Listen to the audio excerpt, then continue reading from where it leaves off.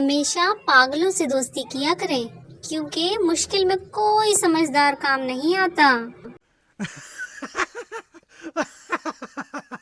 जहां आपको लगे कि आपके लिए जगह नहीं है, वहां हल्का फुल्का धक्का देकर अपनी जगह बना लें।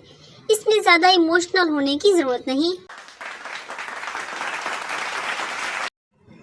सहरिश ने अपने भाई डैश से कहा, मुझे सही सुनाई नहीं दे रहा, डॉक्टर के पास ले जाओ। ऊपर जुमलों में छुपे सहरिश के भाई का नाम बूझे। पठान, आज हमारा जुम्मे का नमाज कज़ा हो गया। दोस्त, वो कैसे? पठान, हम नमाज के लिए खड़ा हुआ तो इमाम साहब बोला, अपने अपने मोबाइल बंद कर लो। मेरा मोबाइल घर पर था, हम बंद करने आया तो जमात निकल गया। शीदा, यार कोई ऐसा कारोबार बताओ जिसमें बहुत मुनाफा हो।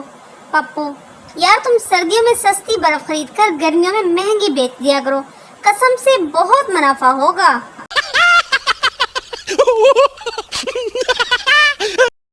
जब रोते हैं तो कोई हाल भी नहीं पूछता, जरा सा हंस ले तो घर वाले भी कहते हैं, केड़ी माँ दा मैसेज आया ही।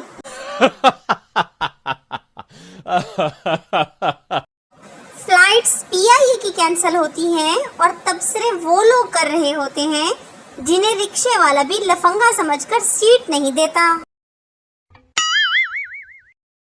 50 से 60 लाख लगाकर बैरून मुल्क जाने से बेहतर है कि आप पाकिस्तान में छोटा सा कारोबार कर लें। इंशाल्लाह 1 साल में आप हैरान रह जाएंगे कि मेरी इन्वेस्टमेंट तो 50 लाख थी, ये 55 लाख का नुकसान कैसे हो गया।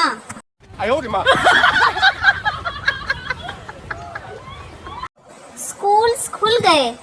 पापा के बाद अब हर घर से बां बां की आवाजों का सिलसिला जारी। अरे देवा, ये गड़बड़ है बाबा।